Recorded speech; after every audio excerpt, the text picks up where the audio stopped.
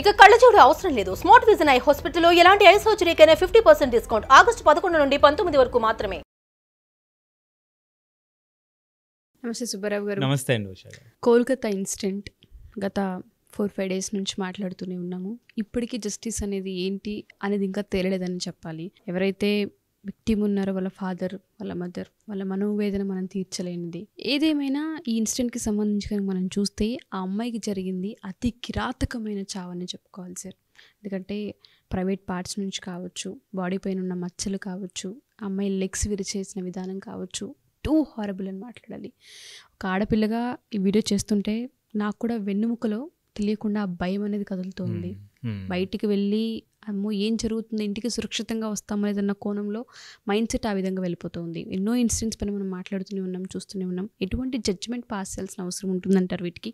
And దాంతోపాటు అందరూ justice జరగాలని డిమాండ్ చేస్తున్నారు. ఏదైతే మనం రోజుకి చూస్తుంటే ఒక్కొక్క రకంగా మలుపు తిరుగుతుంది. కొన్ని బయటికి వస్తూ ఉన్నాయి. అసలు ఏముంది ఏంటి, అసలు వెనకాల ఎవరు ఉన్నారు అనేది.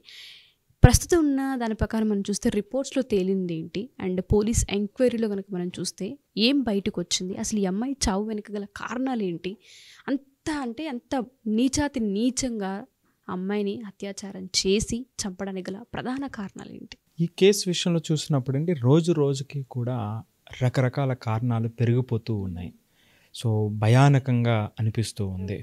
సో మనం చూస్తే బ్రీఫ్గా చూసినప్పుడు అన్ని గంటల పాటు కష్టపడినటువంటి పీజీ మెడికో ఆమె 36 గంటలు కంటిన్యూస్ డ్యూటీ చేసి నిద్రపోతే, చూడండి అన్ని గంటలు కష్టపడి నిద్రపోతే మనకి ఎంతో నిద్రలో ఉంటాం. గాఢ నిద్రలో ఉండగా మృగంలాగా మీద పడితే అంటే మనకు స్పృహ వచ్చే టైంకే అసలు ఏం జరుగుతుందో ఊహించినటువంటి టైంలో ఆ అమ్మాయి సుమారు అరగంట పాటు పడినటువంటి వేదన, ఆవేదన ప్రతి ఒక్కరూ కూడా స్పందించి అర్థం చేసుకుని ఇలాంటి సంఘటనలు పునరావృతం కాకుండా ప్రతి ఒక్కరూ కూడా బాధ్యతను నిర్వర్తించాల్సినటువంటి అవసరం ఉందండి. ఇప్పుడు ఎందుకంటే నిద్రలో ఉండగా అసలు ఏం జరుగుతుందో తెలియనటువంటి సందర్భంలో మృగంలాగా మీద పడిపోతే విడిపించుకోలేనటువంటి పరిస్థితుల్లో చివరి నిమిషం వరకు పోరాడి అలిసి చనిపోయినటువంటి ఆ తల్లండి. అంటే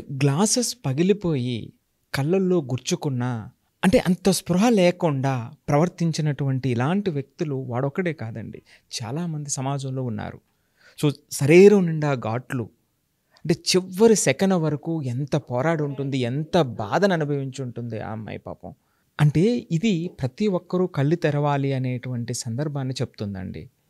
నువ్వు ఒక భర్తవైతే ఈ సమాజంలో నీ భార్యకి రక్షణ లేదు, ఒక తండ్రివైతే నీ కూతురికి రక్షణ లేదు, ఒక సోదరుడు అయితే నీ సోదరికి రక్షణ లేదు, ఒక కుటుంబానికి యజమానివైతే నీ కుటుంబంలో ఉన్నటువంటి మహిళలకు ఎవ్వరికీ రక్షణ లేదు. నేను ఎందుకు చెప్తున్నానంటే ఇది ఎక్కడో మారుమూల జరిగినటువంటి అంశం కాదు.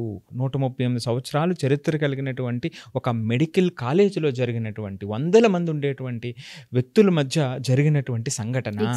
అవును. ఈ సమాజంలో 50% మహిళలండి. అలాంటి మహిళలకు రక్షణ లేని విధంగా సమాజం వెళ్ళిపోతుంది. మరి దీనికి ఉన్నటువంటి కారణాలు ఏమిటి? 4 రోజులు ధర్నాలు చేసో, మనం ఒక క్యాండిల్ మార్చులు చేసో మనం చేస్తాం, మన యొక్క ఆవేదన మనం తెలియజేస్తాం. కాబట్టి ఇక్కడ జరుగుతున్నది ఏమిటంటే ఆ పొలిటికల్ గేమ్ జరుగుతూ ఉందండి. సో వాళ్ళ మధ్య జరిగేటువంటి ఆ గేమ్లో సమిధులయ్యేటువంటి వాళ్ళు మనలాంటి సామాన్యులే, మహిళలే సమిధులు అవుతూ ఉన్నారు. అంతేకాకుండా ఇక్కడ మీరు ఇంకొకటి చూడాల్సినటువంటిది ఉషా గారు, ఇది ఓన్లీ ఒక డాక్టర్లకు జరిగినటువంటి అంశం కింద వెళ్ళిపోతూ ఉంది. దేశవ్యాప్తంగా డాక్టర్లు ధర్నాలు చేస్తూ ఉన్నారు. ఇది డాక్టర్లకు సంబంధించిన విషయం కాదు, నేను ఇప్పుడు చెప్పినట్టుగా ప్రతి మహిళ రక్షణకు సంబంధించినటువంటి విషయం. మీరు అన్నట్టుగానే ప్రతి మహిళకి రక్షణకు సంబంధించిన విషయం సార్. కొన్ని వందల వేల మంది పనిచేసే హాస్పిటల్లో ఒక పక్కా ప్లాన్ని పకడ్బందీగా వేసేసి ఒక ఆడపిల్లని 36 గంటల వర్క్ చేయించేలా చేసి అటాక్కి గురి చేసింది అంటే ఇటువంటి దారుణాలు ఇంకెన్నెన్నో జరిగే అవకాశం పొంచుందనే చెప్పాలి.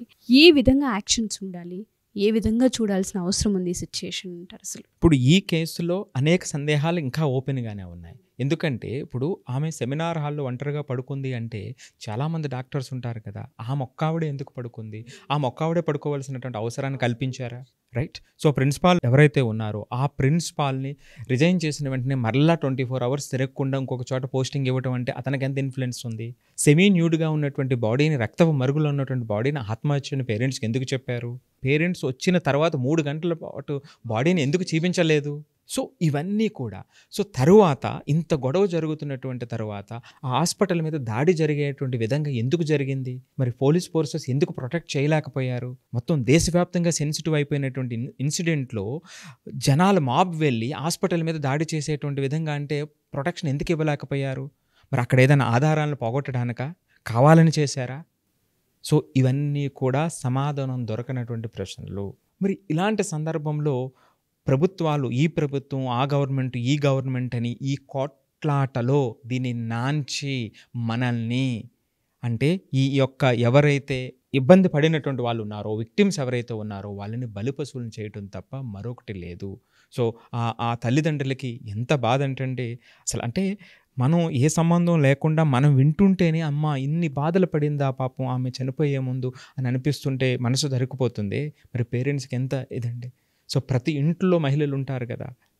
సో ఇక్కడ నేను చెప్పేది ఏమిటంటే ఈ ధర్నాలు ఇప్పుడు ఎవరైతే దేశవ్యాప్తంగా ఆందోళన చేస్తున్నారో ఈ శక్తి అంతా కూడా ఒక కేంద్రీకృతమయ్యి ప్రభుత్వాల మీద ఒక ఒత్తిడి తేవలసినటువంటి అవసరం ఉందండి. నేను చెప్పేది ఏమిటంటే ఒక 3 అంచెల విధానం. ఏదైనా ఇలాంటి సంఘటన ఏ ప్రభుత్వం కూడా కావాలని చేయించదండి. అది ఎక్స్ ఉందా, వై ఉందా, జీ అనే ప్రభుత్వం ఉందా అనేవి పక్కన పెట్టేద్దాం, పార్టీలు పక్కన పెడదాం. ఏ ప్రభుత్వం ఉన్నా కొన్ని సందర్భాల్లో సంఘటనలు జరుగుతాయి. కానీ సంఘటన జరిగిన తర్వాత స్పందించేటువంటి తీరే ఆదర్శం కావాలి. ఆ ప్రభుత్వం పనిచేసేటువంటి పనితీరుకు సూచిక కావాలి.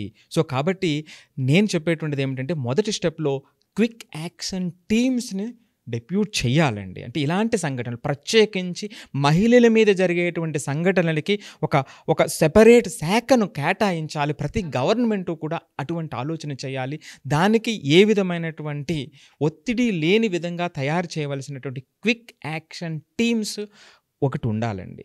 రెండోది క్విక్ యాక్షన్ కోర్ట్స్ కూడా ఉండాలండి. ఈ పర్టికులర్గా చాలా దిశ అని అదని ఇదని చాలా మనం మాట్లాడుతూ ఉంటాం, కానీ వాస్తవంలో జరగవండి. కానీ ఇప్పుడు కేంద్రీకృతమైనటువంటి శక్తి ఏదైతే ఉందో దేశవ్యాప్తంగా ఇలాంటి స్టెప్స్కి పునాది పడేటట్టుగా ప్రభుత్వాల మీద ఒత్తిడి తీసుకురావాలి. రెండోది ఆ కోర్ట్స్ స్పీడ్ జడ్జిమెంట్ వచ్చేటువంటి విధంగా పర్టికులర్లీ మహిళల కేసుకు సంబంధించి, అమ్మాయిల కేసుకు సంబంధించి, అత్యాచారాల కేసుకు సంబంధించి సెపరేట్గా ఏం చేయగలమో మన చట్టం ప్రకారం ఎటువంటి సవరణలు చేసి ఎటువంటి విధంగా ముందుకెళ్ళగలము అనేటువంటి విధంగా ఖచ్చితంగా ఇది చేసి తీరే విధంగా ప్రభుత్వాల మీద ఒత్తిడి తీసుకురావాలండి. మూడో స్టెప్ ఏమిటంటే దీనికి సంబంధించినటువంటి అంటే దాన్ని ఉద్రేకపరిచేటువంటివి, అటువంటి సందర్భాలు చేయటానికి మానసికంగా మనుషుల్ని మార్చేటువంటివి కొన్ని ఉన్నాయండి. ఒకటి పోర్న్ వీడియోస్. ఇది సమూలంగా నిర్మూలన జరగాలండి. ఇది రైటు, ఇది వాళ్ళ ఇష్టం మీద వీళ్ళ ఇష్టం మీద మాట్లాడేటువంటి వాళ్ళు కాడ ఉంటారు. ఇది సమూలంగా ఇది ఆగవలసినటువంటి అవసరం ఉంది. సో రెండోది ఏమిటంటే తక్కువ ప్రభావం చూపిందా ఎక్కువ ప్రభావం చూపిందా అనేది పక్కన పెడితే సినిమాలలో కూడా ఈ రోజున వైలెన్స్ అనేటువంటిది ఎక్కువైపోయింది. అంటే మనుషుల్ని కట్ చేసుకుంటూ ముక్కలు చేసుకుంటూ స్క్రీన్ మీద చూపిస్తూ ఉన్నారు. అంటే ఖచ్చితంగా పిల్లల మీద అది ఎంత ప్రభావం చూపుతుందండి? ఖచ్చితంగా చూపుతుంది. అంటే దాన్ని 1000 కోట్లు వసూలు చేసినటువంటి సినిమాని మనం గొప్పగా చేస్తున్నామే, కానీ ఒక్కసారి వైలెన్స్ చూడండి. సో ఇది రెండో అంశం అండి. అంటే మూడో పాయింట్లో మనం జాగ్రత్త తీసుకోవాల్సినటువంటి అంశాలు చెప్తున్నా. మూడవదండి అతి దారుణం. మహిళ అంటే సెక్స్ డాల్ కింద అడ్వర్టైజ్మెంట్లో కానివ్వండి, సినిమాల్లో కానివ్వండి, ఓటీటీలో కానివ్వండి, ఎక్కడ చూసినా సరే అలాంటి పాత్రలకి ఎక్కువ పరిమితం చేసేటువంటిది పెరిగిపోయింది. సో ఇది కూడా మారాలండి. అంటే ఇవి లాంగ్ రన్లో వీటి మీద సరైనటువంటి కంట్రోల్ కావాలి. నేను ముందు చెప్పినట్టుగా సంఘటన జరిగిన వెంటనే క్విక్ రెస్పాన్స్ ఏ విధంగా మనం తీసుకుంటాము అనేటువంటిది, అంటే ప్రధాన పక్షం ప్రతిపక్షం అనేటువంటి వాదోపవాదాలు కాకుండా నా రాష్ట్రంలో వాళ్ళున్నా వీళ్ళున్నా ఎవరున్నా సరే వాళ్ళు నిజంగా క్షేమం కోరుకునేటువంటి వాళ్ళ పార్టీలు అయితే నా రాష్ట్రంలో ఈ ఇబ్బందులు జరగకూడదు అని ఆ జవాబుదారీతనాన్ని ఆ యొక్క పొలిటీషియన్స్లో రావాలండి, ప్రభుత్వాల్లో రావాలండి. రాకపోతే ఇటువంటి వాటిల్లో మార్పు రాదండి. ఎగ్జాక్ట్లీ. జవాబుదారీతనం ఎక్కడి నుంచి వస్తుంది? ప్రభుత్వాల నుంచి రావాలి కదా.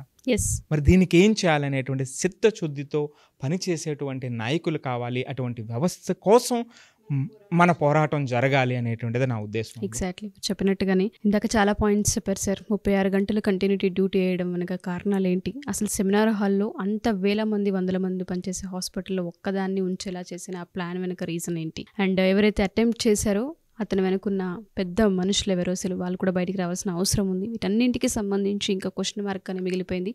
పూర్తి సమాచారం వచ్చి త్వరగా యాక్షన్ తీసుకోవాలని కోరుకుందాం. అండ్ ఎస్పెషల్లీ ఎవరైతే మా ఈ వీడియో చూస్తూ ఉన్నారో ప్రతి ఆడపిల్ల ఇవాళ రోడ్డెక్కి ధర్నాలు చేస్తూ ఉన్నారు, తర్వాత హాస్పిటల్స్ క్లోజ్ చేస్తున్నారు, ట్రీట్మెంట్ ఇవ్వమని చెప్తూ ఉన్నారు, క్యాండిల్ ర్యాలీ చేస్తున్నారు. వీటన్నింటికి ఏదైతే మనం చేస్తూ ఉన్నామో ఒక చేంజ్ని తీసుకొచ్చేలా పోరాటం చేయాలని, కేంద్రాలలో మార్పులు వచ్చేలా చేయాలని మనస్ఫూర్తిగా నేను కోరుకుంటున్నాను. అండ్ మీతో పాటు సుమన్ టీవీ కూడా ఇటువంటి వాటిల్లో ముందుండి చేంజ్ కోసం పోరాటం చేస్తుందని కోరుకుందాం. అండ్ ఆ ఫ్యామిలీకి జస్టిస్ జరిగేంత వరకు పోరాటం చేయాలి.